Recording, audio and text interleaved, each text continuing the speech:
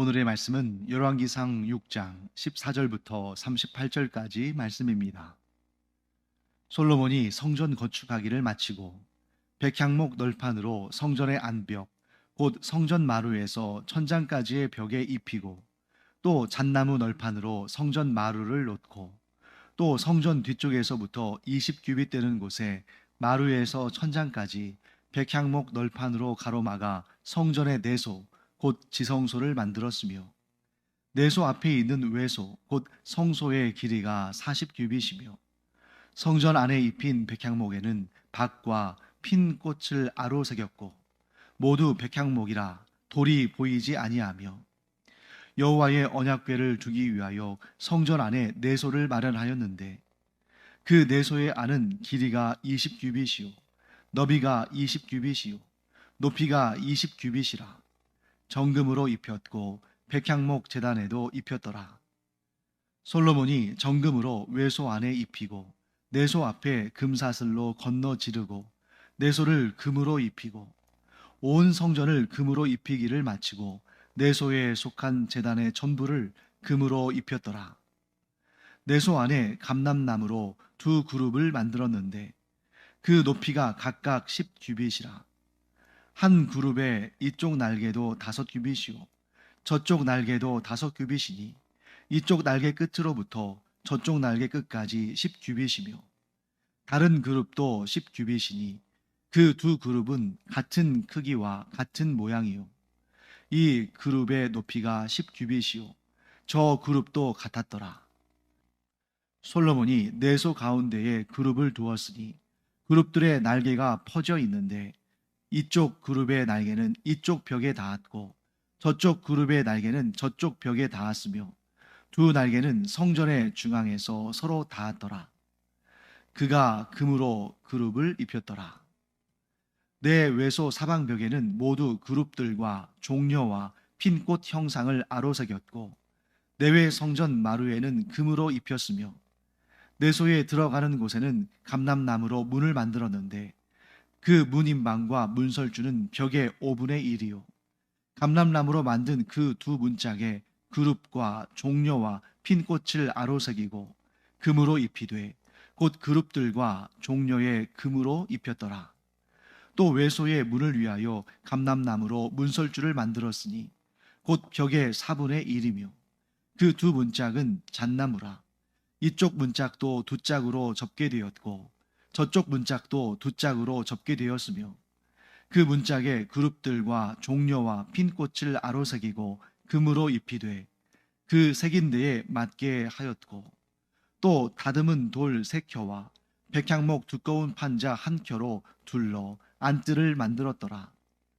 넷째 해 15월에 여호와의 성전 기초를 쌓았고 11째 해 불월 곧 8째 달에 그 설계와 식양대로 성전 건축이 다 끝났으니 솔로몬이 7년 동안 성전을 건축하였더라. 네, 오늘 본문의 14절 말씀 보시면 이렇게 시작하죠. 솔로몬이 성전 건축하기를 마치고. 자, 이 구절만 보면 성전의 모든 건축이 다 끝난 것처럼 보이는데 그 다음에 보면 또 계속해서 어떤 작업들이 이어지죠. 그 이유는 무엇입니까? 솔로몬이 성전 건축하기를 마쳤다 했을 때는 이 외부 공사, 즉 전체적인 그러한 건물의 또 외형을 갖췄고 이제부터 무엇이 시작됩니까? 성전의 내부 공사가 시작됩니다. 일종의 인테리어 공사와 같은 그러한 단계라고 볼 수가 있겠죠. 그래서 우리가 어제 본 본문의 내용은 성전의 외부 공사, 그리고 오늘 우리가 배우는 내용은 성전의 내부 공사다. 이렇게 우리가 이해하면 좋겠습니다. 자, 성전의 내부의 벽은 백향목으로, 즉 백향목을 이렇게 재단해서 만든 그러한 그 널판으로 입혔습니다. 성전 그 건물 자체는 돌로 되어진 것이죠. 그런데 이 돌을 현장에서 막 다듬고 깎고 한 것이 아니라 그 채석하는 곳, 그 산에서 이미 다 그 규격과 뭐 모양과 이런 것들을 다 아주 정확하게 그렇게 만든 다음에 그것을 가져와서 맞추기만 했죠. 그렇기 때문에 성전 공사 현장에서는 뭐 망치나 정이나 이런 소리가 들리지 않고 아주 엄숙하고 또 정숙하게 그렇게 성전 건축이 이루어지고 있었습니다. 그런데 이 내부의 벽은 무엇으로요? 백향목 널판으로 이루어졌다 하는 것입니다. 백향목이라면 우리가 잘 알다시피 두로왕 히람이 보낸 최고급 목재죠. 자, 그 다음에 바닥은 성전의 그 내부 바닥은 잣나무 널판으로 깔았다라고 되어 있습니다. 자, 소재가 다른 거예요. 벽은 백향목 널판으로, 또 마루 바닥은 잣나무 널판으로. 자, 왜 이런 차이를 두었을까? 뭐 오늘 본문에 정확히 왜 그렇게 하라, 뭐 그 이유에 대해서 설명되어 있지 않기 때문에 우리가 뭐 정확히 뭐라고 말할 수는 없습니다만 아마 이런 이유겠죠. 잣나무 널판이 백향목 널판보다는 좀 더 내구성이 강하지 않나. 그렇기 때문에 이 벽은 사실 손댈 일이 거의 없잖아요. 반면에 바닥은 계속해서 제사장들이 하나님을 섬길 때에 또 발로 디디고 또 올라서야 되기 때문에 상대적으로 내구성이 더 강한 소재 잣나무로 만들었다. 이렇게 이해하면 될 것 같습니다. 자, 그 다음에 성전 내부는 두 구역으로 나뉩니다. 성전 내부는 두 구역으로 나뉘는데 입구에서부터 3분의 2까지가 한 구역이고 또 입구에서 가장 먼 안쪽에 3분의 1, 그러니까 3분의 2, 3분의 1 이렇게 나뉘는데 우리가 어제 성전의 그 규모를 봤잖아요. 그래서 성전은 앞뒤로 긴 구조인데 현관에 들어갔을 때 앞뒤로 긴 구조인데 길이가 60규빗, 또 너비, 폭이 20규빗, 높이가 30규빗. 그래서 오늘날 우리가 사용하는 단위로 본다면 길이가 대략 한 30m, 그리고 너비가 대략 10m, 높이는 대략 15m 이 정도로 보시면 됩니다. 그래서 좀 길다란 직사각형을 여러분들이 생각하시면 되는데 너비보다 길이가 3배가 긴 그러한 구조입니다. 자, 거기에서 가장 안쪽에서부터 3분의 1이니까 30m에 3분의 1이니까 10m죠. 10m. 그런데 그 지역을, 그 공간을 뭐라고 부르냐면 내소. 우리에게 익숙한 표현으로는 지성소입니다. 그럼 나머지 이 입구에서부터 3분의 2 지점, 그 지점은 외소. 그리고 뭐라고 부릅니까? 그 지점은 성소라고 부르죠. 자, 그래서 어떤 차이가 있습니까? 면적으로 따진다면 우리가 어제 이제 성전 내부 공간이 대략 한 90평쯤 된다라고 말씀드렸으니까 지성소는 대략 한 30평, 또 성소는 대략 60평 이렇게 됩니다. 특히 지성소 같은 경우는 길이가 10m 정도, 20규빗이니까, 또 너비도 20규빗이니까 10m 정도, 또 높이도 20규빗 해서 한 10m 정도 이렇게 됩니다. 자, 그래서 가로, 세로 높이가 모두 10m 정도 되는 정육면체 모양이다. 이렇게 우리가 볼 수 있어요. 반면에 이 앞쪽에 있는 그 성소, 현관 쪽, 이 입구 쪽에 있는 성소는 길이가 한 20m 되고 너비는 10m 되고, 그러니까 이제 정사각형이 아니라 직사각형이 되겠죠. 길이가 조금 더 긴, 2배 정도 긴. 그런데 높이는 15m, 즉 30규빗이에요. 뭘 의미하냐면 내소는 가로, 세로 높이가 모두 10m 정도고 외소, 즉 성소는 뭐 길이가 가장 긴 쪽이 한 20m, 그리고 또 폭은 10m, 높이는 15m. 높이가 달라요. 자, 성소는 높이가 대략 15m, 즉 30규빗. 그런데 내소, 곧 지성소는 길이와 너비와 높이가 모두 20규빗씩, 즉 10m이기 때문에 대략 높이가 5m 정도 낮습니다. 자, 그러면 그 5m 정도 낮은 그 부분에 그러면 그 위로 한 5m 정도의 공간이 있을 거 아닙니까? 그럼 그 공간은 무엇이었을까? 네. 역대기의 기록에 따르면 내소의 다락들 이런 표현이 나오거든요. 내소의 다락들이라는 표현이 역대하 3장 9절에 나오는데 그러면 이제 우리가 거기에서 이제 힌트를 얻을 수 있겠죠. 내소 곧 지성소의 높이가 외소 즉 성소의 높이보다 대략 한 10규빗 즉 5m 정도 낮은 대신에 그 공간에 다락들을 두었다. 자, 그 다락들의 용도가 무엇인지는 정확히 나와 있지 않지만 그러나 그 다락은 뭔가 뭐 보관한다거나 혹은 어떤 뭐 여러 가지 용도로 사용할 수 있었겠죠. 자, 그렇게 해서 구조적으로 성전 내부 공간은 입구에서부터 3분의 2 면적은 외소, 곧 성소로 쓰여지고 그 안쪽으로 3분의 1 공간, 이것은 내소, 곧 지성소로 불린다 하고 우리가 말할 수가 있습니다. 뿐만 아니라 성전 내부는 전부 금으로 입혔어요. 금을 녹여서 그러니까 오늘날로 말하면 페인트를 칠하듯이 금을 녹여서 다 금으로 칠을 했습니다. 외소, 즉 성소와 내소, 지성소 모두 다. 그러니까 누가 이제 뭐 제사장이겠죠? 들어와 가지고 성전 내부를 쭉 둘러보면 온통 금빛으로만 보이는 거죠. 실제로 다 금을 녹여서 발랐으니까요. 그리고 20절 말씀을 보시면 거기에 이런 내용이 있습니다. 백향목 제단도 정금으로 입혔다. 모르면입니까? 그 안에 있는 기물들도 전부 금으로 입혀서 그것을 딱 보았을 때 전부 금으로만 보이는 거예요. 그런데 한 가지 다른 점이 있습니다. 다 금으로 입힙니다. 그래서 뭐 성소와 지성소의 그 벽, 바닥 또 모든 공간을 다 금으로 입혀요. 천장까지.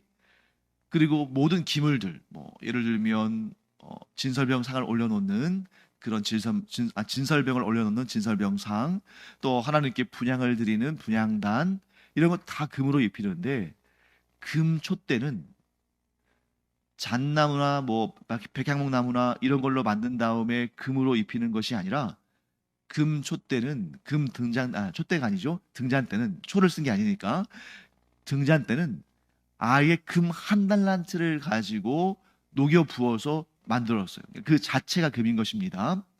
자, 그래서 훗날 주 70년에 로마의 티투스 장군이 이스라엘을 멸망시킬 때에 성전을 부수고 그 안에 그러니까 성전에 있는 모든 그런 값비싼 것들을 다 탈취하고 성전을 부수고 불을 질렀을 때에 그 메노라라 하는 그 금 등잔대를 들고 나오는 것이 그것이 이제 이 티투스 장군의 개선문에 부조가 되어 있을 정도로 가장 그 값비싼 왜 황금 1달란트를 전체를 녹여서 그 전체가 금으로 된 촛대였기 때문에 그렇게 아주 가치적인 측면에 있어서도 금전적인 가치적 측면에 있어서도 굉장히 그 많은 금액을 투여한 그러한 성전 건축과 그 기물들이다라고 볼 수가 있습니다.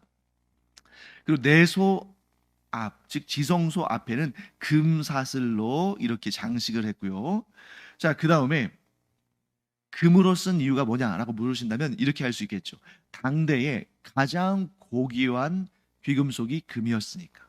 뭐 오늘날에야 금보다 더 비싼 것들도 많잖아요. 뭐 예를 들면 다이아몬드 같은 경우는 금보다 비쌉니다만 이 3000년 전에 이 당시에는 가장 고귀하고 가장 정결하며 가장 귀한 그러한 그래서 가장 큰 위험이 있는 자에게 드리는 선물이 바로 금이기 때문에 이 금을 입힘으로 말미암아 이 공간이 가장 거룩하고 가장 고귀하며 가장 경건한 공간이다. 왜요? 하나님의 임재가 있기 때문에 그런 표현을 한 거라고 볼 수가 있습니다. 자, 오늘날 우리는 어떨까요? 오늘날 우리가 오늘 솔로몬 왕이 성전의 내부를 금으로 다 입힌 거기에 막 우리가 감동을 받아가지고 우리의 예배당 공간도 다 금을 녹여서 발라야겠다. 혹은 우리가 재정은 그 정도 되지 않으니까 금을 녹여서는 바를 수가 없고 대신에 금칠이라도 해야겠다. 네, 이런 생각을 할 필요는 없습니다. 자, 왜 그렇습니까? 오늘날 우리는 그런 물질적인 것에 좌우되는 자들이 아니라 우리의 영과 진리로 예배를 드리는 그런 자들인데, 그래서 우리의 영과 진리로 드리는 예배는 뭘 의미합니까? 우리의 모든 것을 드리는 거잖아요. 그래서 비록 우리의 예배당이 금칠이 되어 있지 않다 할지라도, 금을 녹여서 다 칠하지 않았다 할지라도 우리의 모든 것, 금보다 더 귀한 우리 자신의, 우리의 삶의, 우리의 인생의 모든 것을 내어드리는 마음으로 예배한다면 하나님께서 그 예배를 금칠한 성전에서 드리는 예배보다 더 귀하고 더 복되고 더 아름답게 받으실 줄 믿습니다. 자, 그 다음에 이제 내소, 지성소 안에 있는 구조물들이 23절부터 28절까지 설명되어 있는데요. 지성소 안에 두 개의 그룹이 만들어져서 놓입니다. 자, 그래서 내소를 딱 들어가면, 딱 들어가자마자 눈앞에 뭐가 보이겠어요? 네, 가장 귀한, 성전에서 가장 귀한 성물, 곧 언약궤가 있겠죠. 그리고 그 언약궤 안에는 하나님께서 이스라엘 백성들과 언약하실 때에 언약의 징표로 주신 언약의 증거판, 언약의 증거판, 곧 십계명이 기록되어 있는 두 개의 돌판이 그 안에 있는 거죠. 그리고 나서 정면을 바라봤을 때에 그 지성소의 그 가장 안쪽 면, 그 정면에 무엇이 있습니까? 두 개의 두 개의 그룹 천사의 조형물이 거기에 놓이는데, 그 각각의 그룹, 즉 두 그룹이 있으니까요. 그 각각의 그룹 천사의 날개는 한쪽이 5규빗이에요. 그러니까 대략 한 2.5m죠. 그런데 날개는 두 쪽이니까 이 날개를 쫙 폈을 때에 5규빗, 5규빗 해서 10규빗입니다. 그런데 그런 그룹이 둘이잖아요. 그러니까 한쪽 그룹이 10규빗, 다른 한쪽 그룹이 10규빗이니까 20규빗이죠. 그런데 우리가 전에 살펴본 것처럼 성전의 폭은, 너비는 20규빗이기 때문에 거기에 꽉 차는 것입니다. 그래서 성전의 그 폭이 대략 한 10m 정도 되는데, 왼쪽의 그룹의 날개를 쭉 폈을 때 5m, 오른쪽의 그룹 천사가 날개를 쭉 폈을 때 5m 해서 둘이 합쳐서 10m의 공간을 가득 꽉 채운다는 거죠. 자, 그리고 이 그룹의 키, 높이도 10규빗입니다. 그러니까 아래에서부터 위에까지 꽉 채운다는 거죠. 그래서 한 규빗, 한 그룹이 폭도, 즉 그 옆으로 쭉 날개를 폈을 때 폭도 5m, 높이도 5m 이렇게 되는 거예요. 그래서 폭 5m, 높이 5m. 그러니까 위에는 조금 더 공간이 좀 있겠죠. 자, 이러한 모습으로 서 있다는 것입니다. 그래서 이 그룹이 5m, 5m, 폭 5m, 높이 5m. 그러니까 높이로 따지면 이 지성소의 높이가 10m니까 10m의 그 높이의 절반에 해당하겠죠. 그러니까 폭으로는 두 그룹 천사들이 이 너비를 가득 채우고 날개를 쫙 펴서, 높이로는 지성소의 높이가 대략 한 10m인데 그 절반 정도가 이제 그 그룹 천사의 키에 해당하는 거죠. 이 그룹들도 역시 금으로 입혔습니다. 자, 그 다음에 이제 성전의 다양한 장식들, 문, 뜰에 대한 내용이 29절부터 36절까지 나오는데요. 자, 성전의 벽, 내부 벽, 그러니까 성소와 지성소의 내부 벽은 다 금으로 입혔는데, 밋밋하게 그냥 금으로만 입히고 아무 모양도 없는 것이 아니라 거기에 무늬들을 새겨 넣었는데, 그 무늬들은 그룹, 즉 그룹 천사들이죠. 하나님을 섬기는 그룹 천사들, 그리고 종려는 대추야자를 의미하죠. 그리고 핀 꽃, 꽃이 활짝 핀 그런 모양의 문양들을 넣었어요. 자, 그러니까 이 성전 안에는 그룹들로 가득 차 있습니다. 그리고 종려나무 그런 그 열매들 문양으로 가득 차 있고 또 핀 꽃들로 가득 차 있어요. 그런데 이 벽에 아로새겨진 그룹들은 좀 작은 모양이겠죠. 그리고 내소, 즉 지성소로 들어가면 거기에는 또 물론 벽에는 이제 아로새겨진 그런 그룹들이 있겠습니다만 입체적인 그룹은 자 벽에 있는 것은 입체적이진 않으니까 입체적인 그룹은 그룹 천사를 넷을 볼 수가 있어요. 넷. 방금 전에 우리 말씀드린 것처럼 가장 안쪽 면 지성소의 가장 안쪽 면에 큰 두 그룹 천사들이 서 있죠. 그래서 폭이 5m, 높이가 5m인 그러한 그룹 천사들이 서 있고 그 다음에 두 그룹 천사는 어디에 있냐면 언약궤의 뚜껑 위에 두 그룹 천사가 날개를 마주한 모양으로 거기에 이런 조형물이 존재합니다. 그것 역시 금으로 만들어진 거죠. 자, 그 그룹, 즉 언약궤의 뚜껑 위에 만들어져서 부착된 그 그룹들은 상대적으로 크기가 작았겠죠. 그래서 큰 그룹 둘 그리고 작은 그룹 둘이 조형물로서 그것이 이제 금으로 녹여져서 이렇게 만들어져 있고 벽에는 온통 그룹들과 대추야자와 핀 꽃들로 새겨져 있다. 그리고 그 모든 것은 다 금으로 입혀져 있다 하는 것을 우리가 볼 수 있습니다. 그 다음에 좀 특이한 부분이 있는데 내소에 들어가는 곳, 즉 내소의 입구, 지성소로 들어가는 입구에는 감람나무로 문을 만들었다는 거예요. 자, 여기에서 우리가 알 수 있는 게 있죠. 자, 성전의 내부 인테리어를 할 때 목재들을 사용하고 그 목재 위에 금으로 입혔는데 성전 내부의 벽은 백향목으로, 바닥은 마루는 잣나무로, 그리고 문은 여기 나오는 것처럼 감람나무로 만들었다. 세 종류의 나무들이 사용되어진 것이죠. 또 외소의 문도 마찬가지로 감람나무로 만드는데 이 문은 오늘날 우리가 사용하는 문과는 조금 다릅니다. 오늘날 우리가 사용하는 문은 이렇게 왼쪽 오른쪽 있으면 그냥 쭉 밀고 들어가는 그런 문이잖아요. 접히는 것이 아니라 이렇게 밀고 닫고 하는 건데 이 성소의 내소와 외소의 그 문의 방식은 요즘으로 따진다면 이 폴딩 도어처럼 반씩 접혀요. 그러니까 왼쪽 문짝도 반으로 접히고 오른쪽 문짝도 반으로 접혀요.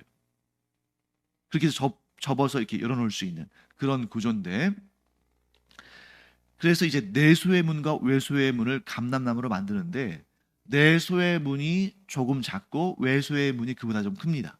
뭐 그럴 수밖에 없겠죠. 외소는 공간이 내소, 즉 지성소보다 2배가 크고 또 이 외소, 즉 성소로 들어가는 문은 보다 많은 사람들이 제사장들이 이용하고 내소, 즉 지성소로 들어가는 문은 1년에 딱 한 번 대제사장이 대속죄일에 그 문을 통해 들어가기 때문에 상대적으로 작아요. 그래서 내소, 즉 지성소로 들어가는 문은 이 성전 폭이 20규빗이잖아요. 20규빗의 5분의 1 사이즈다. 그러니까 4규빗이. 그래서 가로 세로 이 프레임이 가로 세로 4규빗, 즉 2m씩. 그래서 이 문의 가로 규격도 2m, 높이 규격도 2m. 반면에 외소, 즉 성소로 들어가는 문은 그보다는 좀 큽니다. 그래서 20규빗의 4분의 1, 그러니까 5규빗이죠. 그래서 가로 세로 프레임이 각각 한 2.5m씩 되는 거예요. 그래서 외소의 문이 내소의 문보다 대략 한 50cm 정도 크다고 볼 수 있습니다. 자, 그런데 여러분들이 여기서 의문이 하나 생길 수 있습니다. 그것이 뭐냐면 내가 알기로는 지성소로 들어가는 그 입구에는 휘장이 있고 또 성전으로 들어가는 그 입구도 휘장으로 되어 있는 것으로 알고 있는데 왜 여기에서는 문이라고 되어 있는가? 네, 본문에는 등장하지 않지만 출애굽기의 기록에 의하면 이 문에는 휘장이 덮여져 있다는 거죠. 그러니까 휘장도 있고 문도 있는 그런 구조라고 볼 수가 있습니다. 자, 그 다음에 이제 안뜰이 나와요. 안뜰. 안뜰은 뭐냐면 이 성전을 둘러싸고 있는 가장 가까운 쪽의 뜰입니다. 이 안뜰에서 제사가 이루어지죠. 그래서 이 안뜰은 제사장의 뜰이라고도 말합니다. 그래서 거기에 번제단이 있어서 백성들이 하나님께 제물을 드리면 제사장들이 레위인들의 도움을 받아서 그 번제단 위에 하나님께 제물을 태워드리는 그런 제사를 드렸고요. 그리고 이 안뜰이 있으면 바깥뜰도 있겠죠. 바깥뜰. 바깥뜰은 훨씬 넓습니다. 그래서 거기는 뭐 나중에는 유대인의 뜰이라고도 말하고 또 공간을 더 세분해서 이제 뭐 여인의 뜰, 이방인의 뜰 이런 것도 있는데 이런 안뜰과 바깥뜰은 또 울타리를 세워요. 울타리를 세워가지고 아무나 그 안으로 접근하지 못하게끔. 그래서 그 안으로 들어오게 되면 죽임을 당하는 그러한 아주 철저한 구분이 있었습니다. 그래서 그 벽은 그 울타리는 돌을 수평으로 해서 세켜 3단으로 쌓고 그 위에 백향목 두꺼운 판자를 한 겹 더 덧대서 그러니까 돌로 이렇게 3단을 쌓고 그 위에 백향목 판자가 이렇게 덧대어 있는 그러한 담인데 그런 울타리인데 이게 그렇게 높지가 않았어요. 그렇기 때문에 들어가지는 못하지만 밖에서 안에서 이루어지는 일들을 볼 수가 있어요. 즉 이 백성들이 직접 자기의 제물을 제단 위에 올려서 태워드릴 수는 없습니다. 그 일은 제사장들이 하는 거예요. 하지만 자신이 드린 제물이 어떻게 하나님께 올려지는지를 이 바깥들에서 볼 수는 있었다는 거죠. 자, 그 다음에 이제 37절과 38절에 가서 이제 성전의 모든 공사, 외부 공사와 내부 공사가 다 끝나는 그 내용이 등장하는데, 자, 거기를 제가 한번 읽어보겠습니다. 37절.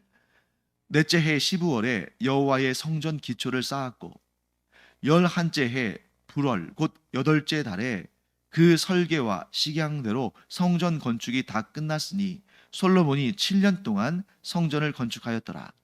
정확히 말하면 넷째 해 12월은 넷째 해 둘째 달이니까 넷째 해 둘째 달부터 시작된 성전의 건축 사역이 11째 11년 불월 즉 8째 달에 끝났으니까 7년 하고 6개월 7년 반이 걸린 것입니다. 여기에서 중요한 것은 자, 38절 말씀에 나오죠. 솔로몬이 그 설계와 식양대로 성전 건축을 다 끝냈다. 그 설계와 식양, 즉 그 기본적인 그런 설계도와 또 어떤 재료와 어떤 모양으로 할 것인지를 다 정해진 방식대로 했다는 거예요. 자, 그러면 이 설계와 식양을 정한 사람은 누굴까요? 이게 솔로몬일까요? 아닙니다. 그 모든 재료며 설계며 방식이며 이런 것들을 다 미리 준비한 사람은 다윗이었어요. 그러면 다윗이 어떻게 그런 설계와 식양을 준비했을까? 네, 다윗이 지혜롭고 예술적 조예가 있고 건축에 실력이 있어서 그렇게 한 것이 아니라 하나님께서 다윗에게 알려주신 것이죠. 마치 출애굽 시대에 성막을 지을 때 하나님께서 모세에게 아주 세밀하게 치수며 재료며 방식이며 이런 것을 다 하나님께서 모세에게 알려주시고 지시하신 것처럼 이번에 이제 건물로서의 성전을 지을 때도 하나님께서 다윗에게 그 설계와 식양을 다 정해주신 것입니다. 그리고 그것을 다윗이 기록해 놓았고 그 다음 왕인 솔로몬이 그 설계와 식양대로 건축한 것입니다. 자, 여기서 우리가 알 수 있는 아주 중요한 사실이 뭡니까? 하나님께서 성전의 외부 공사가 마쳐졌을 때에 하나님께서 솔로몬에게 나타나셔서 말씀하셨죠. 가장 중요한 것은 얼마나 이 성전을 화려하고 크고 아름답게 짓느냐가 아니라 순종이다. 네가 나의 법도와 명령과 규례를 지키는 것, 곧 순종하면 내가 너와 함께 할 것이고 이 나라, 이 민족을 떠나지 않을 것이다. 자, 그렇기 때문에 솔로몬이 이 성전 건축을 마칠 때까지 온전히 하나님의 뜻에 순종했다. 이렇게 정리할 수가 있습니다. 하나님의 말씀에 순종하면 하나님은 반드시 그와 함께 하시고 그를 지키시고 그를 인도하시고 그에게 복을 주신다. 반면에 하나님의 말씀에 순종하지 않으면 이 모든 것을 잃어버릴 뿐만 아니라 멸망의 길로 갈 수밖에 없다 하는 것을 꼭 기억하고 하나님께 항상 순종하는 그런 우리가 되기를 간절히 축원합니다. 기도하겠습니다. 하나님, 순종이 제사보다 낫고 순종이 곧 복을 얻는 길이라는 것을 다시 한번 깨닫습니다. 저희가 언제든 하나님께 순종하는 하나님의 순종의 자녀들 되게 하여 주시옵소서. 감사드리며 예수님의 이름으로 축복하며 기도합니다. 아멘. 오늘도 우리의 기도가 하나님의 뜻에 순종하는 기도가 되기 바랍니다. 그래서 우리가 하나님께 보호하심을 받고 인도하심을 받고 온갖 복과 은혜로 충만하기를 간절히 축원합니다. 기도하겠습니다.